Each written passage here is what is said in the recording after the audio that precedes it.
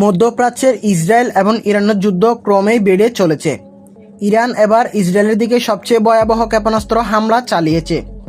ইরানের এই ক্ষেপণাস্ত্র হামলা থেকেই যুদ্ধের দামামা আরও বেড়ে চলেছে।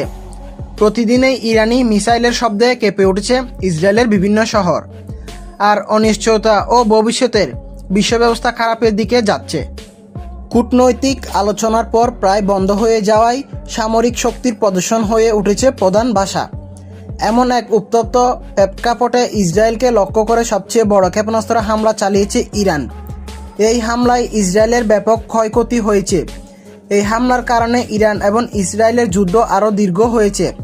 এই সংঘাত শেষ হওয়ার কোনো দিক পাওয়া যাচ্ছে না। ইরান এবার তার সবচেয়ে বিধ্বংসী অস্ত্র ক্লাস্টার ওয়ারহেড দিয়ে হামলা চালিয়েছে ইসরায়েলের দিকে।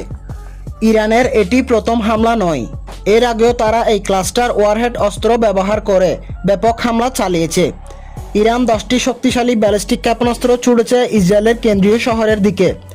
ক্ষেপণাস্ত্র হামলা হওয়ার সঙ্গে সঙ্গে ইসরায়েলের বিভিন্ন শহরে বেজে ওঠে সতর্কবার্তা সাইরেন।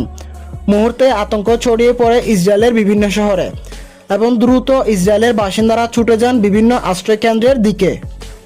এবং এই হামলায় ক্ষতিগ্রস্ত হয়ে পড়ে বিভিন্ন শহর। তবে তাদের সবচেয়ে ক্ষয়ক্ষতির পরিমাণ বাড়িয়েছে ক্লাস্টার ওয়ারহেড অস্ত্রটি। ক্লাস্টার ওয়ারহেড এমন একটি অস্ত্র যা আকাশে বিস্ফোরিত হয়ে বিস্তৃত অঞ্চলে ছড়িয়ে পড়ার সাথে সাথেই ওই অঞ্চলে সাথে ব্যাপক পরিমাণ ক্ষয়ক্ষতি হয়। ইরানের এই হামলা একটি সামরিক জবাব নয়, এটি একটি কৌশলগত বার্তা। যুক্তরাষ্ট্র এবং ইসরায়েল মিলে ইরানে ভয়াবহ ব্যাপক হামলা চালিয়েছে এবং ইরানের বহু ক্ষয়ক্ষতি হয়েছে এবং 1340 জনের মতো নিহত হয়েছে বলে দাবি করেছে ইরান। এবং এই হামলার পরে ইরান ক্রমেই চাপের মুখে পড়েছিল। ইরানের এই হামলা যুদ্ধের পরিস্থিতি দীর্ঘদিনের দিকে নিয়ে যাচ্ছে বলে ধারণা করেছে বিশেষজ্ঞরা। ইরান শুধু ইসরায়েলে নয়, জর্ডান, সৌদি আরব, ইন্দোনেশিয়া আরও বিভিন্ন দেশের সামরিক ঘাঁটিগুলোতে ড্রোন ও ক্ষেপণাস্ত্র হামলা চালিয়েছে। ইরানের এই হামলা গুড়িয়ে দেওয়া হয়েছে ইসরায়েলের গুরুত্বপূর্ণ স্থাপনা।